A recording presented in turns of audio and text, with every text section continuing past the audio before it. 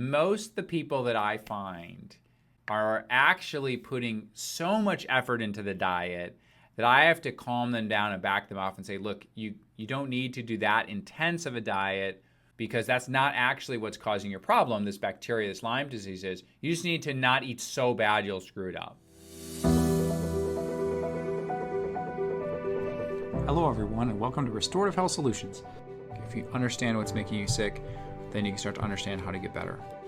More information is power.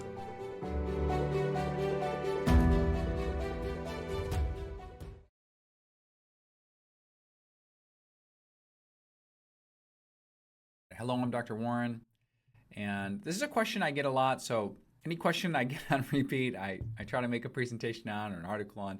This is one I frequently get. It's a question about diet and Lyme disease. Everyone wants to know what to eat, and I've gone through a lot of different diets in my health career. I think I had to count that I've done, over 23 different diets or have experience with that, and so let's kind of share with you what I found is most successful for Lyme disease patients. So this is my family, and we eat what I would call healthy now, but also we kind of live life, and I think there's a balance between trying to change your life in a way that you get more healthy food, get more bad food out, but also there's lots of things to do, and food is a huge social part of life and of existence, and so it's more complicated than just simple nutrition because it has to fit in the rest of your life. This is me and the girls. This is last weekend or a couple weekends ago. Mountain biking is one of our hobbies, which is hard because there's a lot of ticks in the woods, so that's the way it is. But this is, my wife and I early in our marriage. So we've been married 17 years as me recording this video, but this is us in our first year of marriage. And we took a trip to Italy, and this was a fabulous, fabulous trip. We married right out of college, and I went to chiropractic school, and then we started learning about the standard American diet, and we started transitioning from eating really bad food to starting to eat healthier.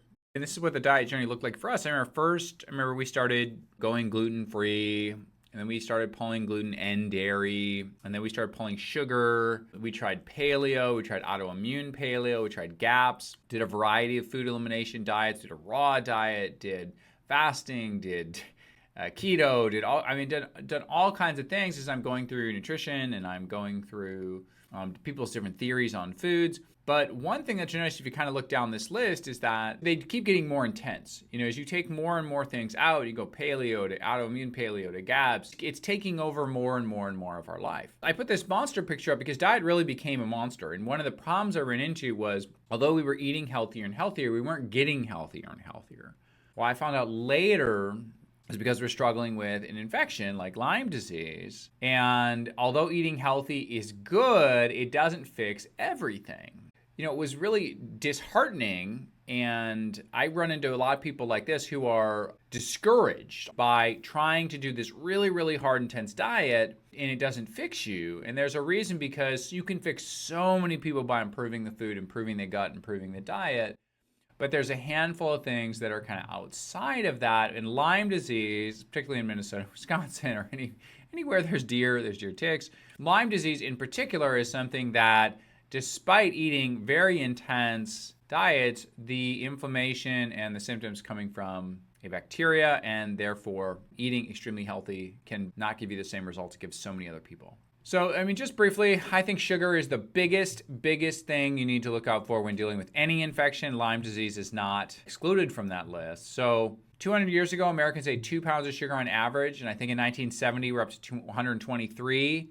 And by I think about 2010, we're at 150 pounds. And that is absolutely, absolutely crazy. Where sugar come from? The big ones that I deal with in the office is drinks, soft drinks and fruit drinks. Baked goods is another one.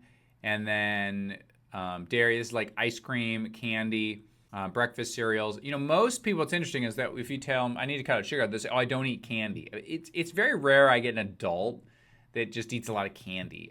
Most time it's hidden in something else. But what we find is the single most important thing you probably do if you're having Lyme disease is really pulling out processed sugar and really starting to minimize sugar everywhere you can in the diet. When we deal with baked goods and processed grains, which really turn into sugar, if you're doing a lot of processed food, the issue is it really turns into sugar. So it kind of all leads back to how much sugar. My theory, what causes we have toxic load plus infectious burdens. Okay, just how much crud can your body handle before it breaks?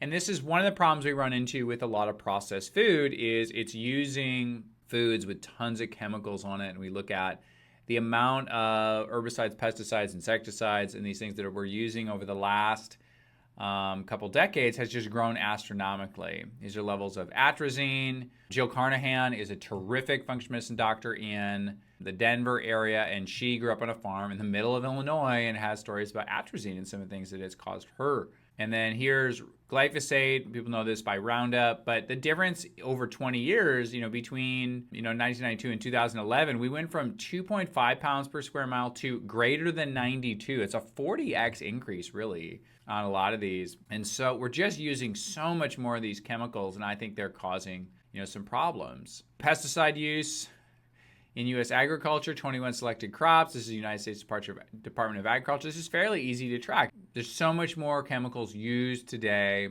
and this has been the biggest growth in my practice, probably in the last 5 years, is as we've tested more and more people for some of these chemicals, we found astronomically high level in some of my sick patients. I believe it makes a huge difference when someone has very high levels of some of these abnormal chemicals in their system, and a lot of it's coming from food. And once again, these are just levels of herbicides growing through the roof.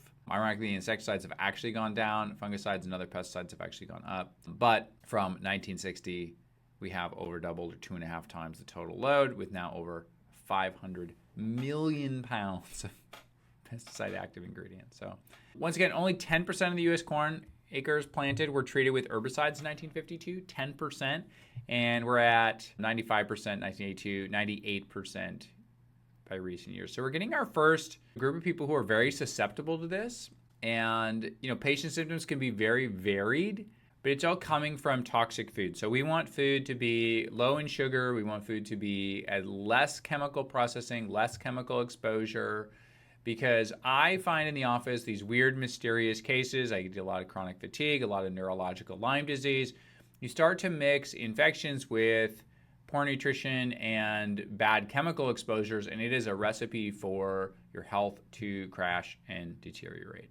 Major sources of toxic chemicals we talk about, guys, are wheat, corn, soy, potatoes, and then what's called the Dirty Dozen. So every year, the Environmental Protection Agency puts out the Dirty Dozen, which is the crop sprayed the most. So we can look that up. Here's an example of this list: strawberries, spinach, kale, etc.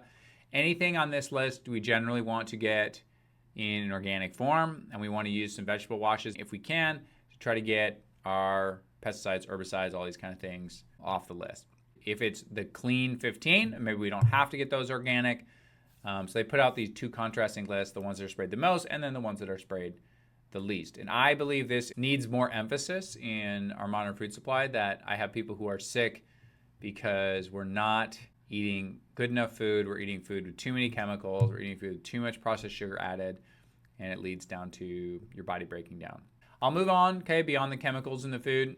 So I think Dr. Peter Osborne, Dr. Terry Wahls had huge influence on me as food is a source of inflammation. Remember, I started, before I was doing Lyme disease, I was doing autoimmune disease work. Dr. Peter Osborne has dedicated his life to helping people heal from autoimmune disease. And then Dr. Terry Wahls is a doctor who had MS. Her story is amazing, and cured MS with diet. Her story is published all over. We can go through just the basics of their diets here. So Dr. Peter Osborne is like the king of no grains. He talks about gluten-free, but really by gluten he means no grains. He is not a big fan of grains.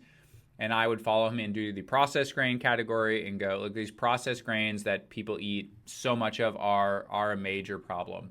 They just drive inflammation, pain, and neuropathy.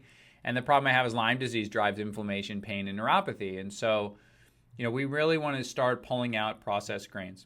Terry Wahls cured her MS with food. These are pictures of her, and I said her story is all over. If you don't know it, it's a good one to go research. But her basic stuff, we're removing this processed food. It's fruits and vegetables. Her first of her diet is 10 fruits and vegetables a day. It's 1 serving of fruit and 9 servings of vegetables. So she softens it by saying 10 fruits and vegetables, but it's a lot of vegetables. And then they want organic grass-fed meat. So once again, it's get the healthiest version of the plant that we reasonably can, get the healthiest version of the meat that we reasonably can. Okay, so here's basic diet concepts that's a paleo diet or a Whole30 diet kind of concepts, or Dr. Osborne or Terry Walls would agree with. So we got to take out processed grains. We really want to minimize processed grains. Not all people have to take out all grains, but really highly processed food, which particularly tends to be a lot of grains with sugar added and chemicals added, just needs to be a very small part of what we're doing. We really want to add in fruits and vegetables. Once again, if we can get them with less chemicals and pesticides, that's better. We really want to minimize processing. I can't stress that enough. Minimize chemicals and pesticides.